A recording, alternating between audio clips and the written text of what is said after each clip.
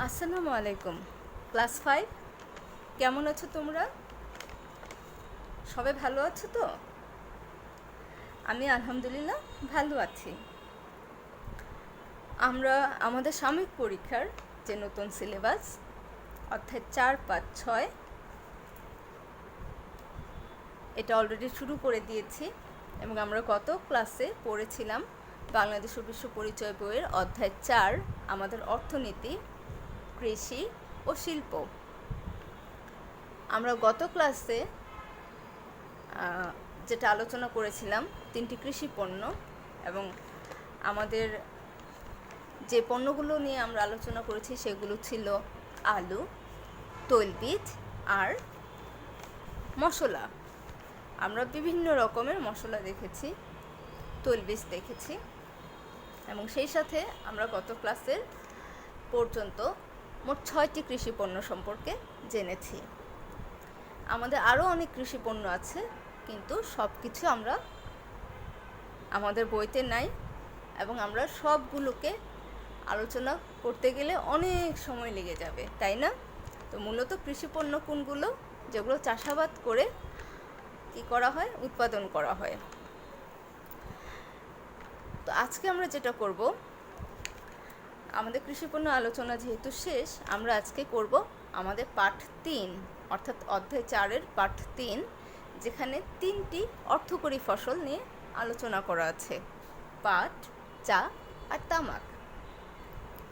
তাহলে চলো আমরা আমাদের ক্লাসটা শুরু করি। আমাদের আজকের ক্লাসে তোমরা অর্থকরী ফসল সম্পর্কে অনেক কিছু জানতে পারবে। প্রথমে জানি অর্থকরী ফসল কোনগুলো। যেসব কৃষি পণ্য বিদেশে রপ্তানি করে বৈদেশিক মুদ্রা উপার্জন করা হয় সেগুলো হলো অর্থকরী ফসল। অর্থাৎ যেসব কৃষি পণ্য বলতে তো আমরা একটু আগে বলেছি যে যেগুলো আমরা চাষাবাদ করে উৎপাদন করি সেগুলোই হলো কৃষি পণ্য। এর মধ্যে আমাদের দেশীয় চাহিদা মেটানোর জন্য আমরা কিছু পণ্য উৎপাদন করি, আবার কিছু পণ্য দেখা গেছে আমাদের দেশে অনেক পরিমাণে উৎপাদিত হয়। আবার কিছু পণ্য আছে যেটা আসলে আমাদের দেশে খুব একটা বেশি ব্যবহার করা হয় না, কিন্তু আমরা ব্যবহার করলেও আমাদের চাহিদা শেষ হয়ে অনেক পরিমাণ উৎপাদন অনেক পরিমাণ বেশি হয়, অনেক উদ্বৃত্ত থাকে। তো সেগুলো আমরা কি করি, বিদেশে রপ্তানি করি। রপ্তানি করার মাধ্যমে আমরা কি অর্জন করি, বৈদেশিক মুদ্রা। তো অর্থকরী ফসলের আরেকটা সংজ্ঞা হচ্ছে, তোমরা বলতে পারো যে ম্যাডাম আমরা তো আলু বিদেশে রপ্তানি করেছি, তাহলে আলু কি অর্থকরী ফসল? হ্যাঁ, আলু অর্থকরী ফসল, যেহেতু আমরা এটা বিদেশে বিক্রি করে বৈদেশিক মুদ্রা অর্জন করেছি। তো কিছু কিছু অর্থকরী ফসল আছে যেটা আমাদের বাংলাদেশে খুব একটা ব্যবহার করা হয় না, সেটা মূলত বাইরের কান্ট্রিতে বিক্রির জন্যই উৎপাদন করা হয়। তো অর্থকরী ফসলের আরেকটা সংজ্ঞা হচ্ছে যে যেসব পণ্য শুধুমাত্র কি করা হয়, সরাসরি রপ্তানির উদ্দেশ্যে উৎপাদন করা হয় সেগুলো হচ্ছে অর্থকরী ফসল।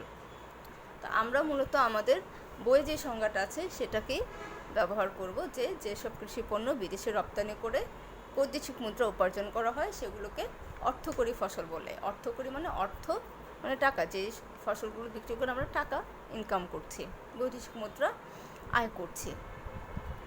তো এগুলো কোনগুলো? আমাদের বইতে পাট, চা, তামাক দেওয়া আছে।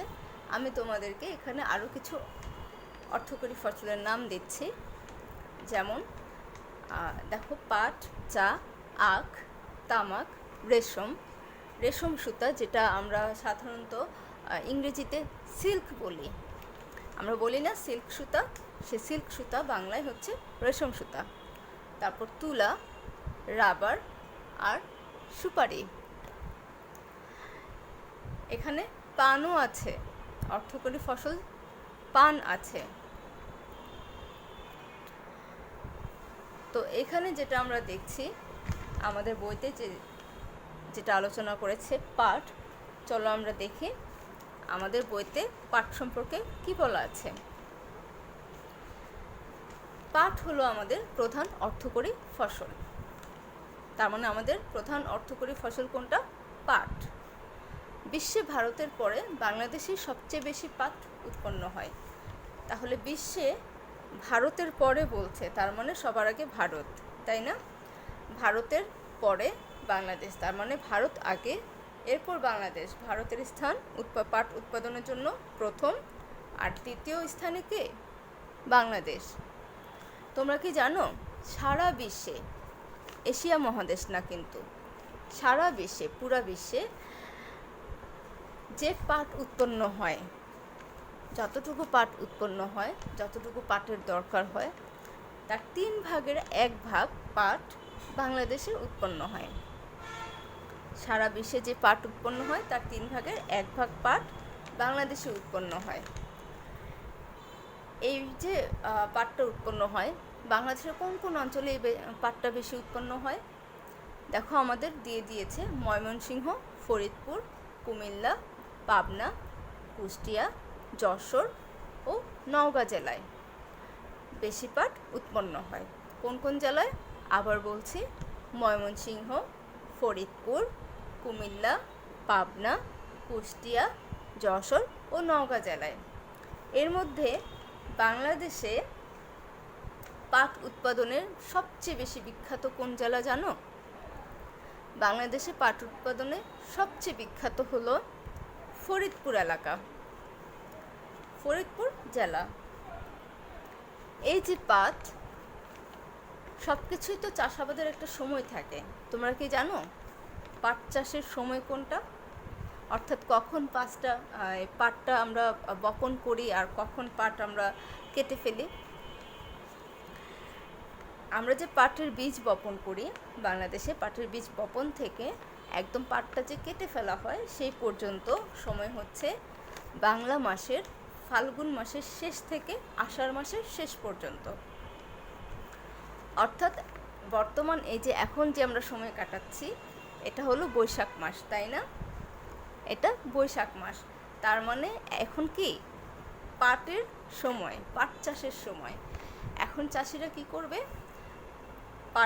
পাটের বীজ বপন করবে, পাটকে যত্ন করে বড় করবে, তারপর যখন ফসলটা বড় হয়ে যাবে তখন পাটটা কেটে তারা কি করবে?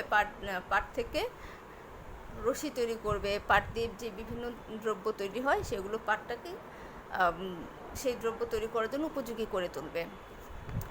সাধারণত পাট আমরা যে মানুষ আছি, আমাদের মানুষের উচ্চতার থেকে দেখা যায় ডাবল হয়, ঠিক আছে, দ্বিগুণ দেড়গুণ এরকম হয়। তো পাট থেকে কি তৈরি হয়? পাট থেকে অনেক কিছু তৈরি হয়। তার আগে আমাদের বইতে একটা খুব সুন্দর একটা লাইন আছে, সেটা হচ্ছে পাটকে সোনালি আঁশ বলা হয়। পাটকে কি বলা হয়? সোনালি আঁশ। কেন এই সোনালি আঁশ বলা হয়?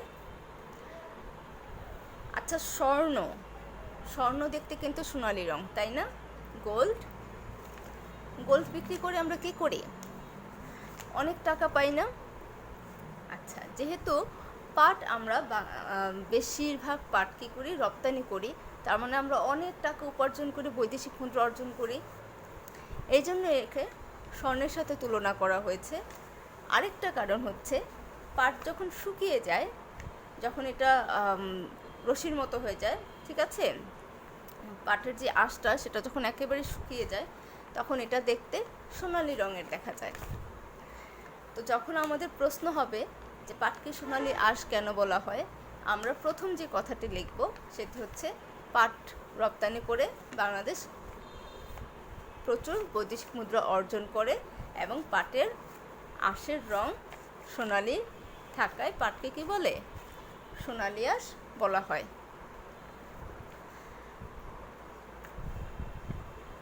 পাট দিয়ে কি তৈরি হয়? পাট দিয়ে রশি ও চটের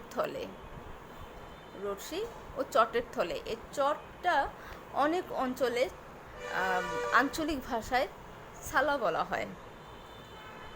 আমরা হয়তো সবাই দেখেছি, কিন্তু এখন হয়তো অনেকেই হয়তো চিনতে নাও পারি যেহেতু বইয়ের ভাষা আমরা হয়তো অনেক সময় চিনতে নাও পারি, কিন্তু যখন আমি ছবিটা দেখাবো তোমরা দেখে বলবে এটা তো আমরা সবাই জানি। চটের থলে বা বস্তা তৈরি হয়। কি কি তৈরি হয়? আমাদের প্রশ্ন হতে পারে যে পাট দিয়ে কি কি তৈরি হয়, 4টি বাক্যে লেখো, ঠিক আছে, অথবা পাটের ব্যবহার 4টি বাক্যে লেখো। তখন কি করব, আমরা পাট দিয়ে কি কি তৈরি হয় সেগুলো আমরা লিখব। তো পাট দিয়ে কি কি তৈরি হয় তার আগে আমরা এই প্যারাটা শেষ করি। পাট রপ্তানি করে বাংলাদেশ প্রচুর পরিমাণ বৈদেশিক মুদ্রা অর্জন করে। আমরা এটা অলরেডি জেনেছি। আমাদের জলবায়ু পাট চাষের জন্য বিশেষ উপযোগী। হ্যাঁ, বাংলাদেশের জলবায়ু কেমন? নাতিশীতোষ্ণ। এই জলবায়ুটা পাট তৈরির জন্য কি বিশেষ উপযোগী, অর্থাৎ পাট চাষের জন্য এই জলবায়ুটা অনেক উপকারী। তাহলে আমরা অনেক কিছু জানলাম পাট সম্পর্কে। পাটের কিন্তু অনেক প্রকারভেদ আছে। আমরা যেমন আমের মধ্যে দেখি অনেক ভাগ আছে, যেমন ল্যাংড়া আম বলি, তারপরে কি বলি, চোষা আম বলি, তাই না? অনেক আমের মধ্যে অনেক ভাগ করি। ঠিক এরকম পাটের মধ্যেও আছে। পাটকে 4 ধরনের পাট হয় আমাদের বাংলাদেশে।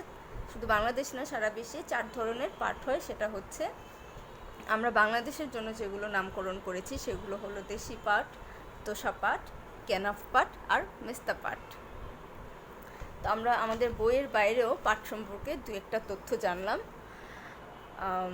যেটা আসলে তোমাদের শুধু জ্ঞান বৃদ্ধির জন্যই দেওয়া, যাতে তোমরা শুধু বইয়ের মধ্যেই তোমাদের জ্ঞান অর্জনটা সীমাবদ্ধ না থাকে, তোমরা যেন বাইরে থেকেও কিছু তথ্য জানতে পারো।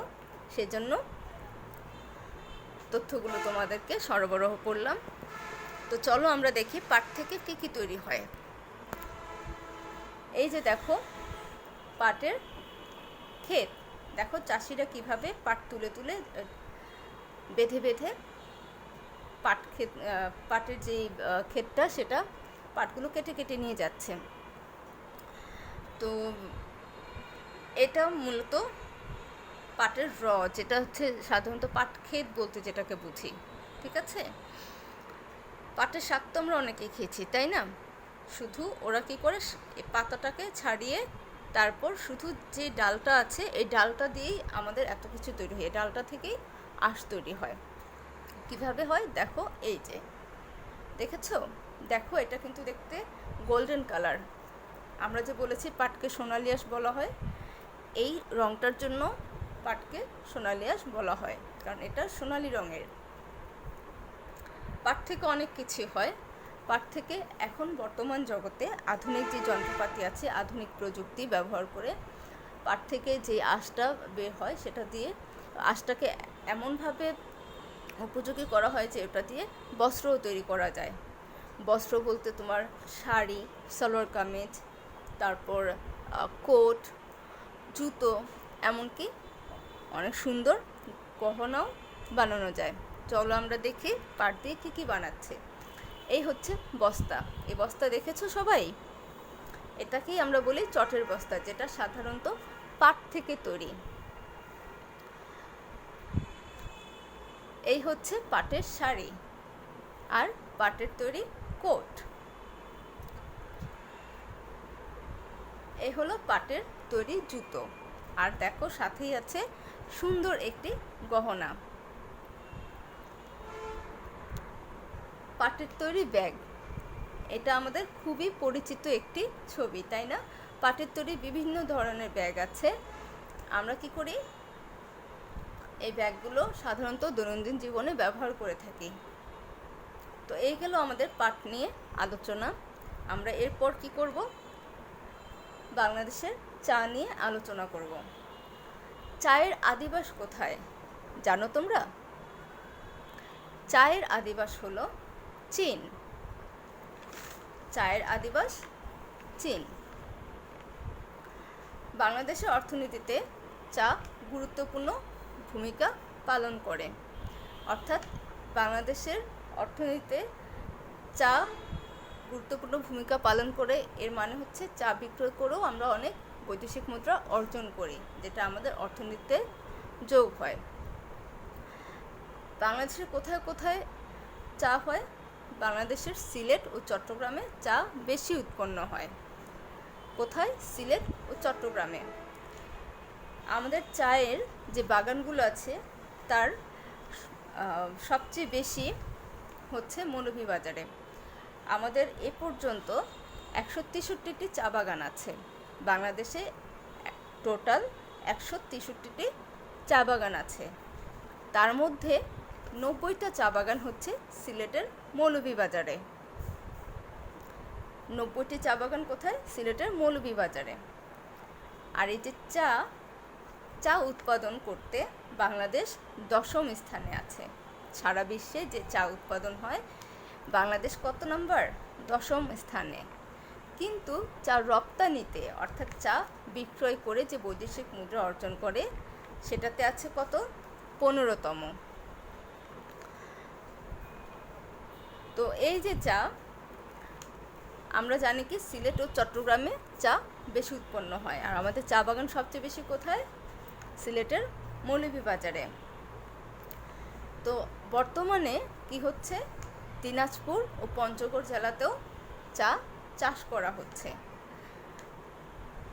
তোমরা কি জানো এই যে চা যে সবচেয়ে বেশি সিলেট অঞ্চলে হয়, কিন্তু চায়ের পাতা থেকে, এটা তো চা গাছগুলো হয়, কিন্তু পাতা থেকে যে কুড়িগুলো আছে সেগুলো থেকে চা আমরা যেটা বাজার থেকে যে চাটা কিনি, এই চায়ের পাতি গুঁড়া পর্যন্ত হওয়া পর্যন্ত যে প্রসেসটা আছে, যে মেশিনারি আছে, যে ফ্যাক্টরিগুলো আছে, সেগুলো কোথায় অবস্থিত? আমাদের চা বাগান সবচেয়ে বেশি হচ্ছে সিলেটে, কিন্তু চায়ের যে ফ্যাক্টরিগুলো আছে সেগুলো সবচেয়ে বেশি কোথায়? চট্টগ্রামে।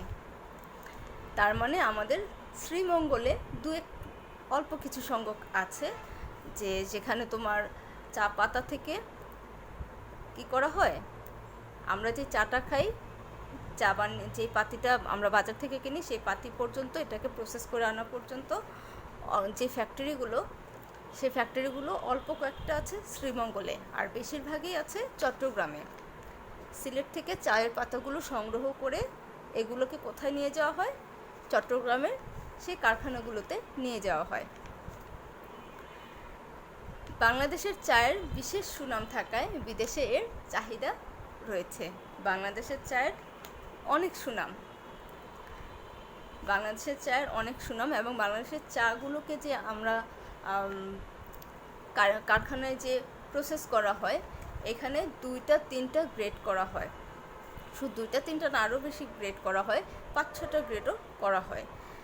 এবং প্রথম একদম ফার্স্ট র্যাঙ্কড যে চাগুলো, ফার্স্ট সেকেন্ড র্যাঙ্কড চাগুলো, এগুলো কী করা হয়? বেশিরভাগ বলতে গেলে প্রায় শতভাগই বিদেশে রপ্তানি করা হয়, কিন্তু আমরা বাজারে যেটা পাই সেটা তার পরের ধাপগুলো। এই গেল আমাদের চা সম্পর্কে আলোচনা। আমরা তাহলে কি করি? চা রপ্তানি করে বাংলাদেশ অনেক বৈদেশিক মুদ্রা অর্জন করে। দেখি আমাদের চা বাগান। এই হলো চা বাগান। দেখো কিভাবে চা বাগান থেকে চায়ের যে কুড়িগুলো নেওয়া হচ্ছে। এত বেশি চা বাগান থাকার কারণে সিলেটকে কি বলা হয় জানো?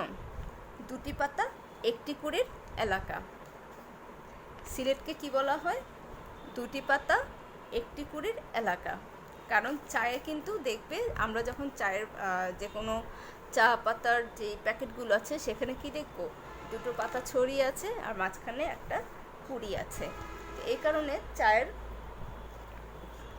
যেই বাগানগুলো আছে, এবং সবচেয়ে বেশি বাগানই তো সিলেটে আছে, এই কারণে কি বলা হয়? সিলেট যেই বিভাগটা আছে, বিশেষ করে মৌলভীবাজারকে কি বলা হয়? 2টি পাতা 1টি কুড়ির এলাকা। আমরা চা সম্পর্কে অনেক কিছুই জানলাম। এখন আমরা জানব তামাক সম্পর্কে। তামাক অনেক অঞ্চলে উৎপাদিত হয়, বিশেষ করে আমাদের যে দিনাজপুর এলাকা, তারপর তোমার রংপুর, রাজশাহী এই সব অঞ্চলে তামাক বেশি উৎপাদন করা হয়। আমাদের সবচেয়ে বেশি তামাকটা উৎপাদন করা হয় কোন জেলায়? রংপুর জেলায়। তামাক দিয়ে কি হয়? তামাক দিয়ে সিগারেট, বিড়ি এগুলো তৈরি হয়, হুক্কা এইগুলো তৈরি হয়। বাংলাদেশে উৎপন্ন তামাকের বেশিরভাগ রপ্তানি করা হয়। তামাক মানুষের স্বাস্থ্যের জন্য ক্ষতিকর, তাই তামাক চাষকে নিরুৎসাহিত করা হয়েছে। উৎসাহিত মানে হচ্ছে উৎসাহ দেওয়া, মানে কোনো কিছু তৈরিতে আরও বেশি উদ্বুদ্ধ করা, ঠিক আছে। আর নিরুৎসাহিত হচ্ছে যেখানে তোমাকে ইন্সপায়ার করছে না, মানে তুমি যাতে এটা না করো সেজন্য তোমাকে বারবার বলা হচ্ছে, সেটা হচ্ছে নিরুৎসাহিত। তো তামাক চাষ কেন করবো না বাংলাদেশে? এটা একটা প্রশ্ন হয় যে তামাক চাষকে নিরুৎসাহিত করা হচ্ছে কেন করা হচ্ছে? এই লাইনটার আগেই দেওয়া আছে যে তামাক মানুষের স্বাস্থ্যের জন্য ক্ষতিকর, তাই তামাক চাষকে নিরুৎসাহিত করা হচ্ছে। তো আমাদের বাংলাদেশে আরও অন্যান্য অর্থকরী ফসল আছে। দেখো আমি তোমাদের বলেছিলাম, এখানেও দেওয়া আছে, সেটা হচ্ছে তুলো, রেশম, সুপারি, রাবার ইত্যাদি উল্লেখযোগ্য। আমরা এখন একটু তামাক গাছ দেখি।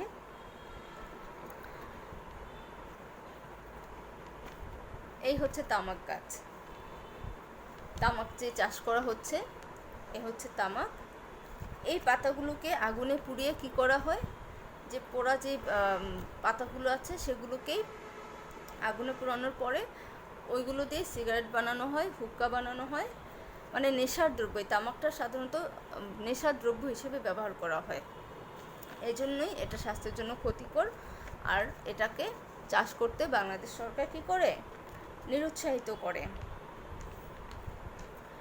আমরা যে দেখলাম যে বাংলাদেশে আরও অন্যান্য অর্থকরী ফসল আছে, চলো ওইগুলো আমরা একটু দেখি। এই হচ্ছে রেশম, পাশে দেখো লম্বা, এটা রেশম পোকা।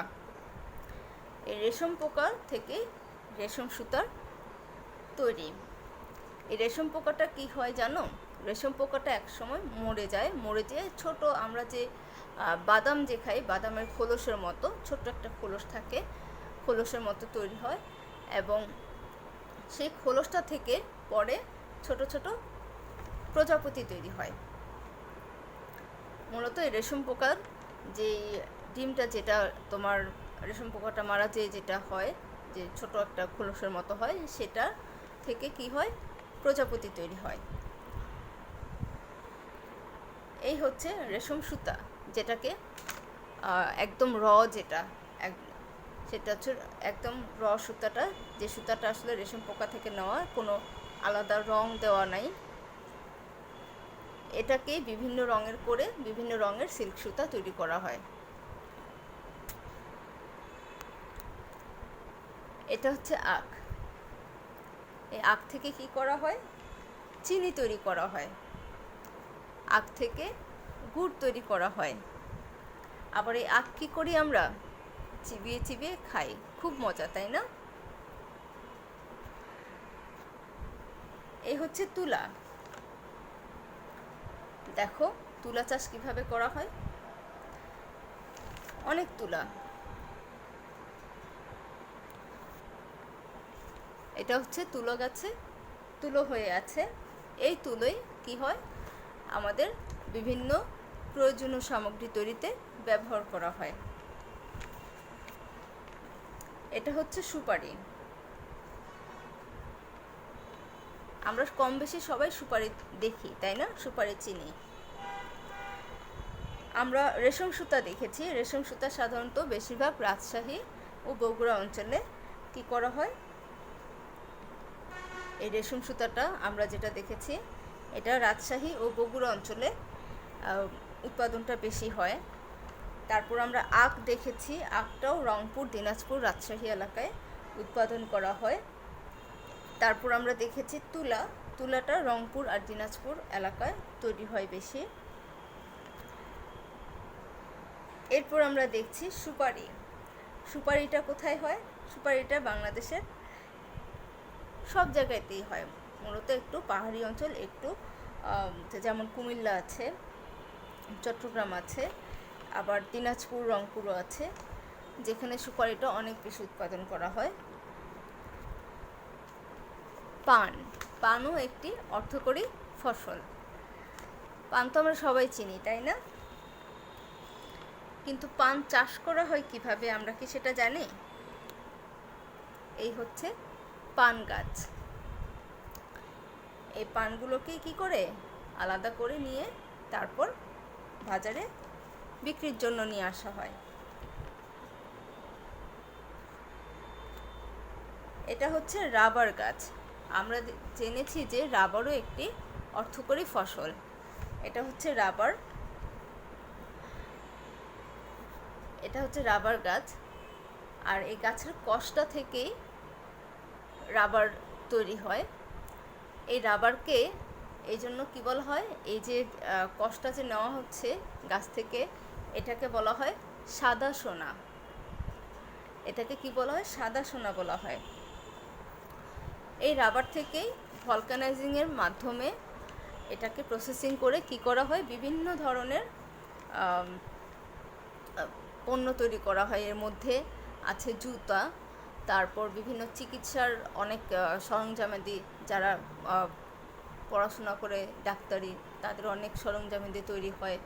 তারপর তোমার ইঞ্জিনিয়ারিংয়ের ক্ষেত্রেও অনেক দ্রব্য তৈরি হয় এই রাবার থেকে। আমাদের বইতে দেখবে পরের পেজে কি আছে, আলোচনা করা আছে আরেকটি পণ্য সম্পর্কে। এটি রপ্তানি করেও কিন্তু আমরা অনেক বৈদেশিক মুদ্রা অর্জন করি। আর এটি হচ্ছে কি? মাছ। মাছ সম্পর্কে কি আছে দেখো আমাদের বইয়ের 35 পৃষ্ঠায়। মাছ সম্পর্কে কি বলা আছে? মাছ আমাদের দেশের আরেকটি গুরুত্বপূর্ণ রপ্তানি পণ্য। এদেশের মোট কৃষিজ আয়ের প্রায় 23% আয় হয় মাছ থেকে। দেখো, কৃষিজ আয়, কৃষি পণ্য থেকে আয় যেটা, সেটা যদি 100% যদি আমরা হিসাব করি, তাহলে সেই 100%-এর 23% হয় এই মাছ থেকে। আমাদের দেশের রপ্তানিকৃত মাছের মধ্যে সবচেয়ে গুরুত্বপূর্ণ হলো হিমায়িত চিংড়ি এবং হিমায়িত অন্যান্য মাছ। অর্থাৎ হিমায়িত চিংড়ি বলতে কী বোঝাচ্ছে, যে আমরা বরফে রাখা যে চিংড়িটা আছে, ফ্রিজে যে রাখে, তো সেই চিংড়িটা। আর হচ্ছে হিমায়িত অন্যান্য মাছ, যেহেতু মাছটা গরম আবহাওয়ায় রাখলে নষ্ট হয়ে যাওয়ার প্রবণতা থাকে, এটা পচে যায়, নষ্ট হয়ে যায়। তাই কি করা হয়, মাছটাকে ভালো রাখার জন্য বরফ দিয়ে রাখা হয়। তো একটা প্রশ্ন করেছে, দেখো বাংলাদেশে কোথায় কোথায় মাছ চাষ করা হয়। বাংলাদেশে সাধারণত সারা বাংলাদেশে কিন্তু মোটামুটি কম বেশি মাছ চাষ করা হয়, কিন্তু উল্লেখযোগ্যভাবে করা হয় খুলনা বিভাগে, বরিশাল বিভাগে। খুলনা বিভাগ পুরোটাই বলতে গেলে মাছ চাষের জন্য বিখ্যাত। আর বরিশালে এটা সমুদ্র পাচ্ছে বরিশাল বিভাগটা, এই জন্য ওইখানেও মাছ চাষ করতে অনেক সুবিধা হয়।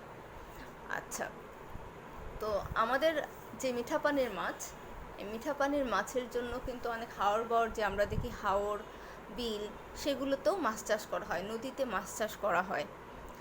তো আমরা দেখি আমাদের মিঠা পানির যেই মাছের যে উৎস আছে, সেই উৎসের মধ্যে সবচেয়ে বড় উৎস হচ্ছে কি? হাকালুকি হাওর। এটার নাম হাকালুকি হাওর।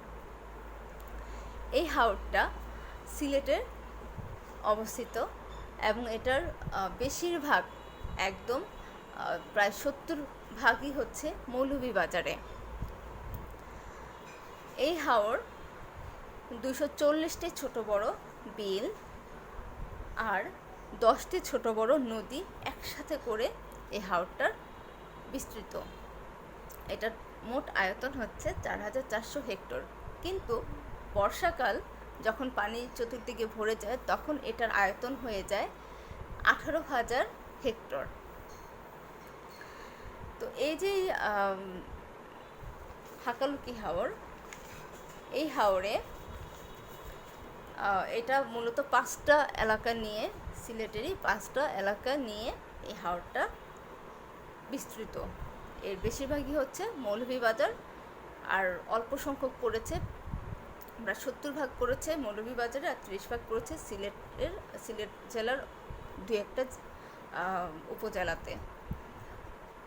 তো এই হাকালুকি হাওর হচ্ছে মিঠা পানির অন্যতম উৎস, অর্থাৎ মিঠা পানির যে মাছ আছে, মিঠা পানির মাছ বলতে আমরা যে রুই, কাতলা এগুলো যে বুঝাই, এগুলোর অন্যতম একটা উৎস। বাংলাদেশে তো নদীগুলোর মধ্যে তো হয়ই, কিন্তু সবচেয়ে বেশি হয় যদি আমরা হিসাব করি তাহলে সবচেয়ে বেশি পাওয়া যায় এই হাওরে, যেহেতু ছোট বড় 10টা নদী এর সাথে সংযুক্ত।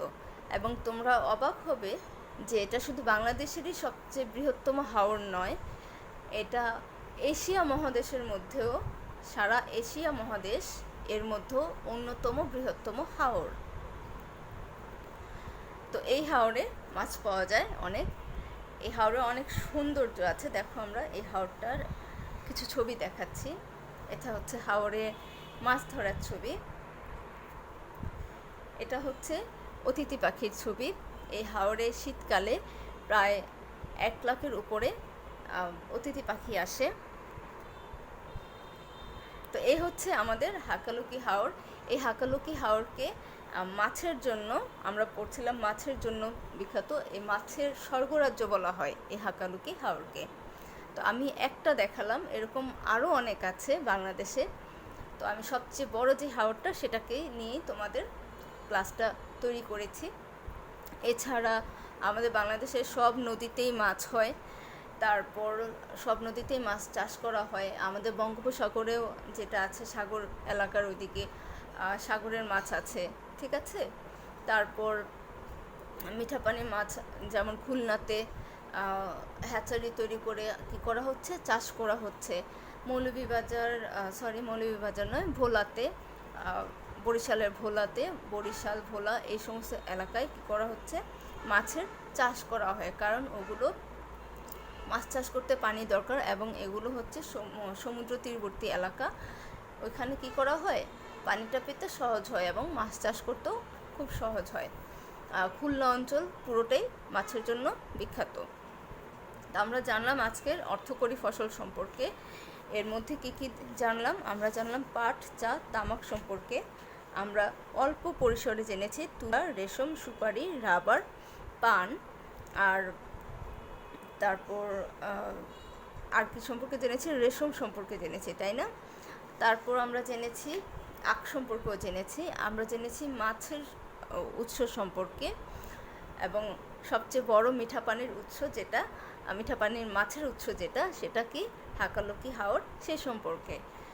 তো তোমাদের এটা জাস্ট জানানোর জন্য, তোমরা যাতে জানতে পারো যে বাংলাদেশে কি কি আছে। আজকে আমি কয়েকটি গুরুত্বপূর্ণ তথ্য তোমাদেরকে দিয়েছি, যদিও এটা আমাদের পরীক্ষার জন্য কাজে লাগবে না, বাট তোমাদের জানার যে পরিধিটা সেটা বাড়িয়েছে। যেমন বাংলাদেশের সবচেয়ে বৃহত্তম হাওর হাকালুকি, এবং এটাও সারা বিশ্বের অন্যতম বৃহত্তম হাওর।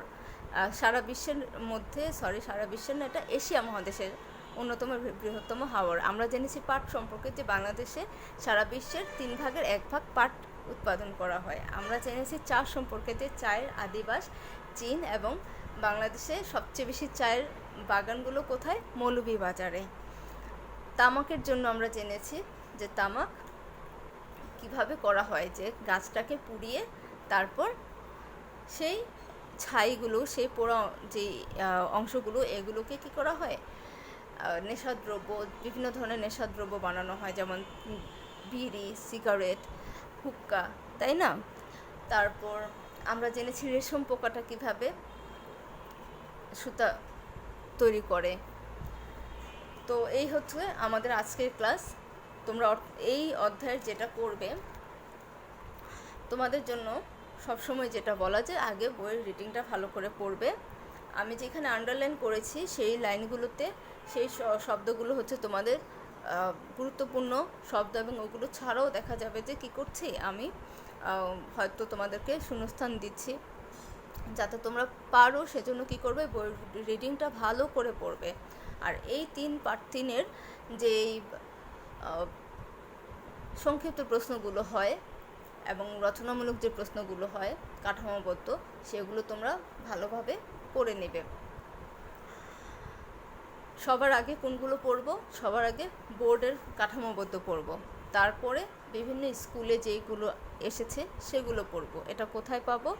তোমাদের যে সহায়ক বইগুলো আছে, যে বইটাই পড়ছো সেই বইতেই দেখবে দেওয়া আছে, ঠিক আছে? এরপর আমরা বাকিগুলো থেকে পড়ে নেব। তো সবার আগে আমরা যে কাজটা করব, আমাদের মেন যে পাঠ্য বইটা আছে, পাঠ্য বই থেকে আমরা তথ্যগুলো পড়ে ফেলবো। তাহলে কি দেখব? আমরা সবগুলোই পারি। আজকের ক্লাসটা এই পর্যন্তই। ভালো থাকো সবাই। আগামী ক্লাসে আমরা পাঠ 4 নিয়ে আলোচনা করব। সে পর্যন্ত সবাই ভালো থাকো। আল্লাহ হাফেজ।